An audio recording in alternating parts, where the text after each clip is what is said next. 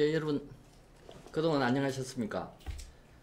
대한민국 행복론 34강은 앞선 33강의 연강으로서 멸종한 민족, 소멸 대한민국의 제목으로 말씀 올리겠습니다. 학교, 기업, 입법, 사법 등 사회 각 부문의 타락과 거짓말, 물질 만등과 부패가 코를 찔러도 출산율이 절멸 수준으로는 추락하지 않도록 하는 마지막 방파제가 있는데요. 그것은 종교, 릴리전입니다.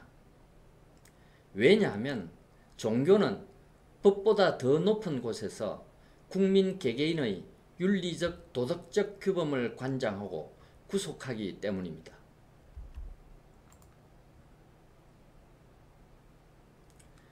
성경에 나오는 수만 가지 말씀과 인간이 지켜야 할 613가지 규율 중에 절대적이며 보편적인 명령 단 한 가지만을 선택하라고 한다면 그 한 가지는 바로 내 이웃을 사랑하라 라는 선행의 실천 명령입니다. 여기서 절대적이라는 말은 2000년 전이든 지금이든 반드시 지켜야 할 절대적 진리라는 의미이고, 보편적이라는 말은 유신론자건 무신론자건 상관없이 무차별적으로 실천해야 하는 의무라는 것입니다. 당연히 유대인은 죄의 사함을 얻을 수 있는 세 가지 행동 중에 선행의 의무가 있습니다. 회개, 기도, 선행이 그것입니다. 그런데 우리나라 대부분의 교회는 선행의 자리에 전도가 들어가 있는 어처구니 없는 현상을 목도하게 됩니다. MB 정권 시절에 1000만 명이 넘었던 개신교의 신자 수가 지금 500만 명 아래에 있는 것도 이상할 게 없지요. 민족 멸종의 최후 방어막으로서의 역할을 상실해가고 있는 안타까운 현상입니다. 카톨릭 정의구현 사제단은 민족 멸절 최후의 방파제 역할을 하고 있을까요?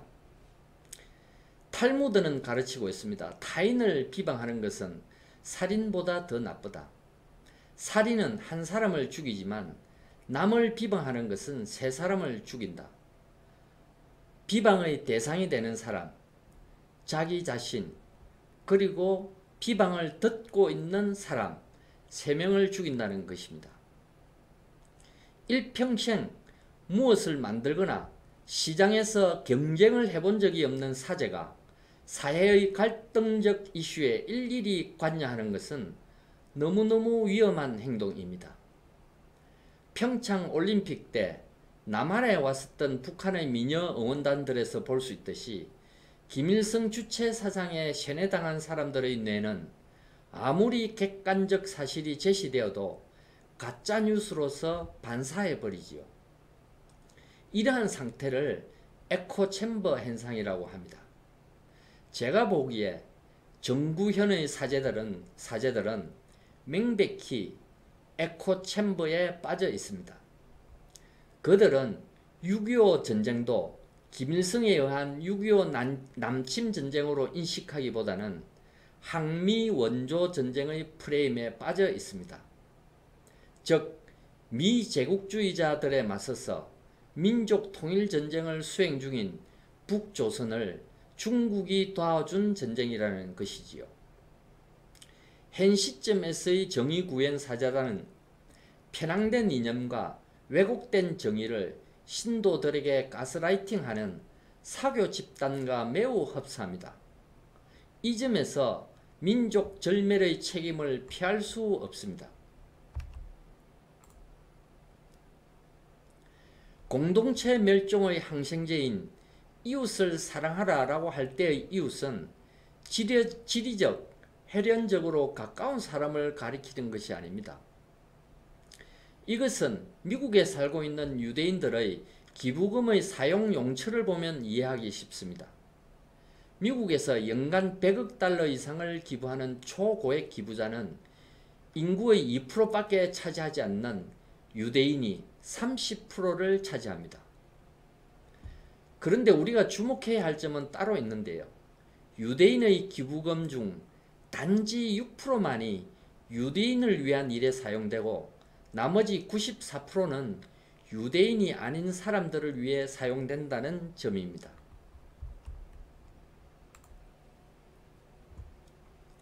인류 문명의 역사는 나 중심에서 너와 타인의 관점으로 이동하는 문화적 진화의 역사로도 정의할 수 있습니다. 에릭 프롬의 말처럼 나 중심의 공동체는 결국에는 파멸될 수밖에 없기 때문입니다. 같은 인간종인 네안데르탈인은 호모 사피엔스보다 크고 빠르며 더 지능적이고 아마도 헬연간의 유대도 더 강했겠지만 타인을 향한 문화적 진화에 뒤처져 결국 멸종되었지요.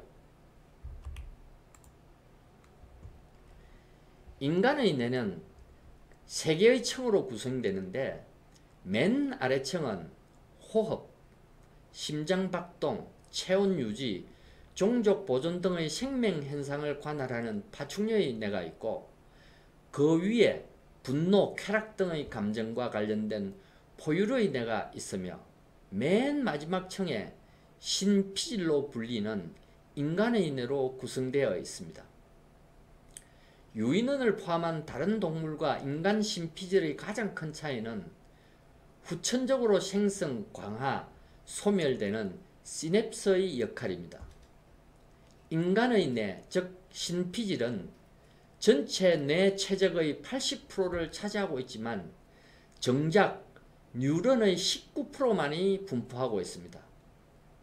반면에 파충류 뇌의 일부인 소뇌는 전체 뇌 최적의 10%만을 차지하고 있지만 뉴런의 80%를 갖고 있습니다.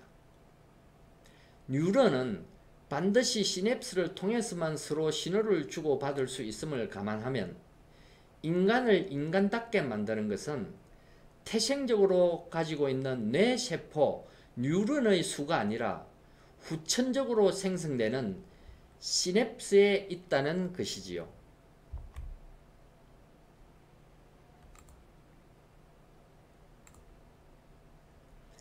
사람의 삼중뇌는 크게는 동물의 뇌와 인간의 뇌 두 개의 층으로 다시 구별할 수 있습니다.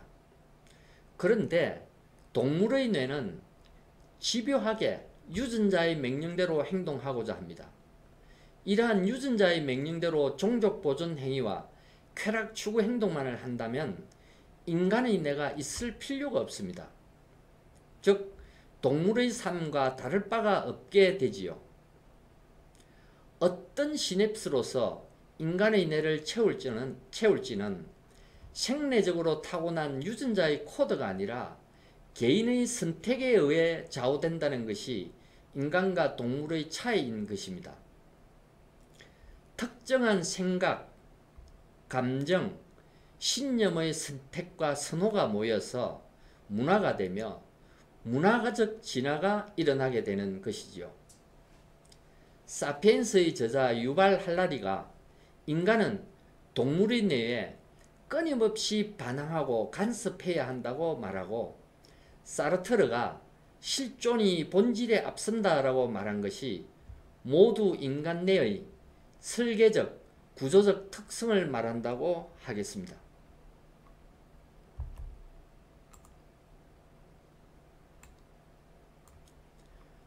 호모 사피엔스는 약 350만 년 전 지구상에 출현한 이후 대부분의 기간을 50명에서 250명의 부족 단위로 생활해 왔었고 1억 명 이상이 함께 살게 된 기간은 아무리 길게 잡아도 3000년 전에 불과합니다.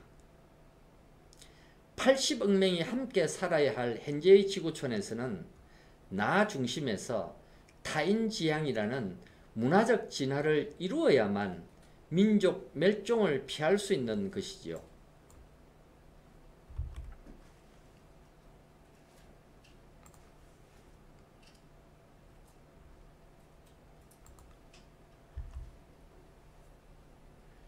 앞선 5장의 슬라이드를 아주 손쉽게 표현한 것이 정목 스님의 말씀입니다. 이타심의 뇌 부위인 전두엽 신피질이 종족 보존과 이기심의 부위인 파충류뇌를 제하지 못한다면 사람의 탈을 쓰고 있다고, 나이가 들었다고, 성공해서 부귀영화를 누린다고 다 사람인 것은 아니다 라는 말씀입니다.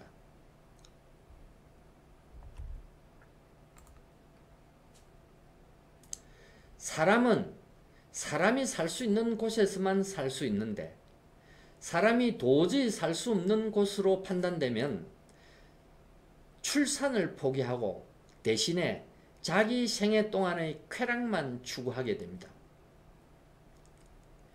인간은 미래의 의미를 찾을 수 없을 때는 현재의 고통을 받아들이지 않고 즐거움만을 추구하기 때문입니다.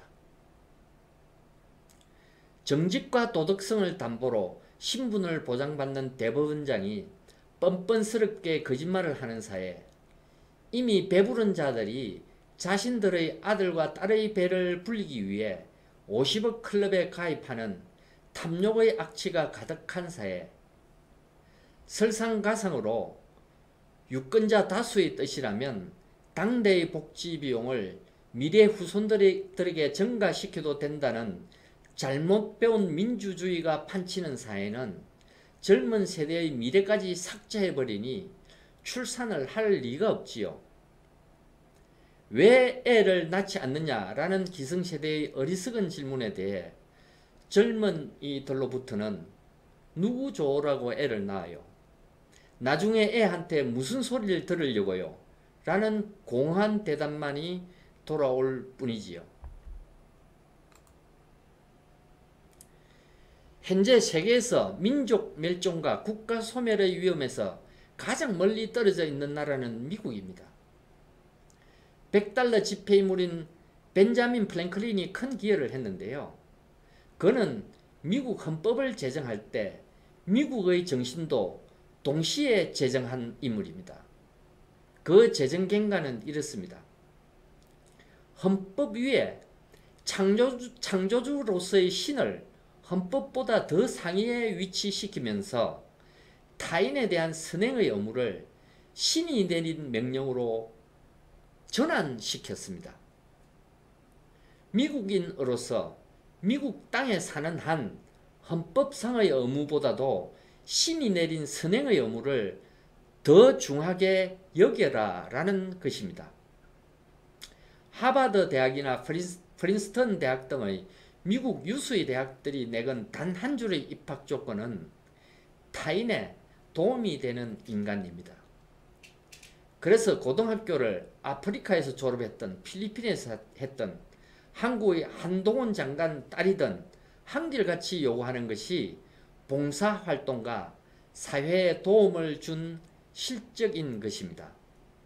스펙 쌓기의 차원이 아니라 인간이 될 최소한의 요건을 갖추었느냐를 심사하는 것이지요.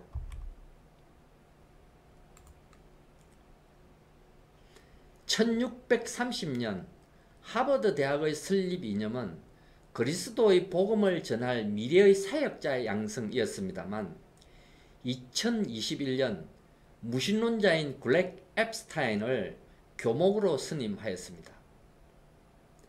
양자역학의 시대에는 무신론자든 유신론자든 상관없이 정신적인 삶, 의미 있는 삶을 추구하는 학생들을 지원하는 것이 더욱더 중요하다는 깨달음과 취지입니다.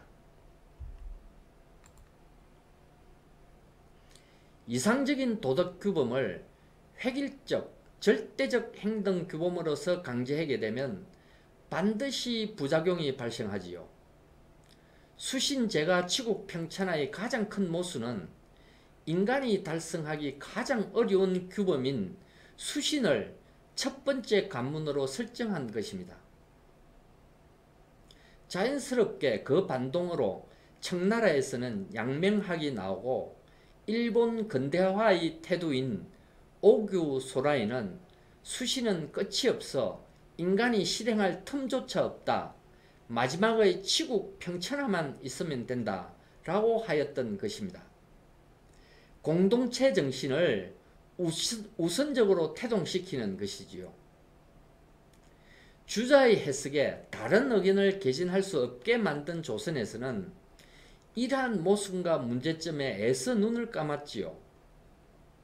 결국 수신과 재가 다음 단계인 공동체로 나아가지 못하고 무도덕 가족주의, 에이모랄 페밀리즘의 덫에 현재까지도 빠져나오지 못하고 있는 것입니다. 무도덕 가족주의라는 말은 하버드대 벤필더 박사가 그의 책 후진사회의 도덕적 기초에서 사용한 용어로서 가족의 이익만을 생각하고 공익 또는 공동선은 전혀 고려하지 않는 후진사회의 태도와 행동 특성을 말하는 것이었습니다. 특기할 사항은 무도덕 가족주의가 번성하는 지역으로 한국, 중국, 이태리 남부 지역을 지목하였는데 묘하게도 이들 국가 모두는 멸종위기 선상의 출산율을 보이고 있습니다. 대개의 경우 나 중심의 태도는 허무주의와 연결되고 결국에는 출산에서 큰 의미를 찾지 못합니다. 의미 없는 우주에서 확률적 우연에 의해 이 세상에 태어났을 뿐이라는 것이지요. 이 세상에 태어난 것에 대해 자기 자신부터 누구에게도 감사할 일이 없다고 생각하는데 자신들이 낳을 아이가 축복의 선물이라고 생각하기 어렵겠지요. 구스타프 융은 삶은 타인과의 관계 속에서 의미를 찾을 수 있을 때만 존재할 수 있다고 했는데요. 우리 사회의 출산율은 우리 모두가 의미 없는 삶을 살고 있다는 확실한 증거입니다.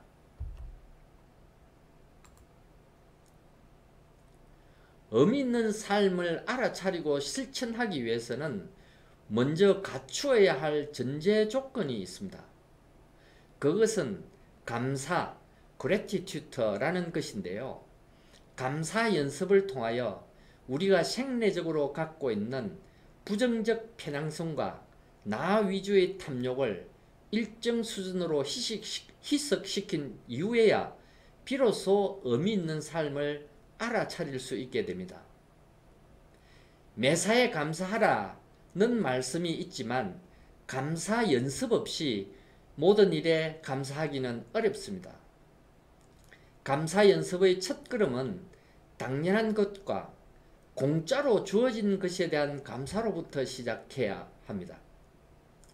부모님의 희생과 사랑을 당연한 것으로 받아들이면 감사의 감수성이 개발되지 않지요. 또한 우리에게 정작 귀중한 것들은 대부분 공짜로 우리에게 주어진 것처럼 다가옵니다. 푸른 하늘, 상쾌한 바람, 눈부신 태양, 건강한 신체 등이죠. 이것들에 대한 감사 연습부터 시작해야 됩니다.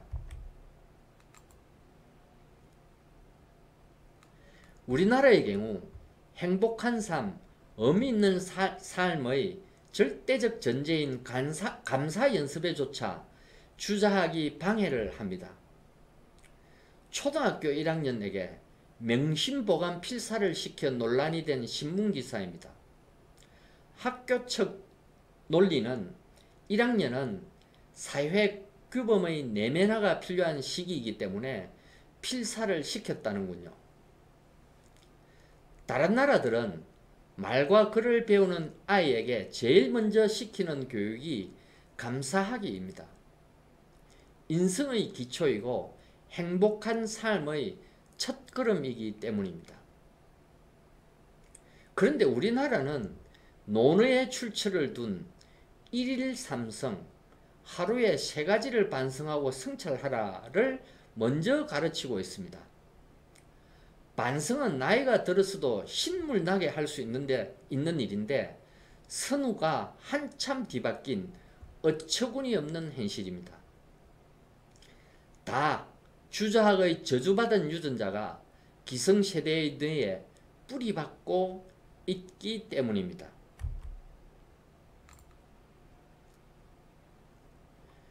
동물은 변화하는 환경에 적응할 생물학적 진화에 실패하면 멸종하지요. 반면에 호모 사피엔스는 문화적, 정신적 진화에 실패하면 멸종합니다. 한민족이 문화적 진화에 실패하여 멸종되는 것은 적자 생존의 자연스러운 결과이긴 하지만 한 가지 사실 때문에 유감이 있습니다. 미국, 영국, 중국, 러시아, 영국 등 전 세계 200여 국가들이 있지만 민족 기원력을 사용하는 민족은 한민족과 유대민족 딱 두 민족뿐입니다. 그런데 유대민족은 합계 출산율 2.9로서 번성하고 있을 뿐만 아니라 과학, 철학, 예술 등 전 분야에서 인류에 공헌하고 있는데 우리 한민족은 절멸 상태에 있다는 것이 유일한 유감이라는 것이지요. 우리 민족과 대한민국에게 희망은 있을까요? 하늘이 무너져도 솟아날 구멍이 있다는 속담에 희망의 끈을 기대해 보지요.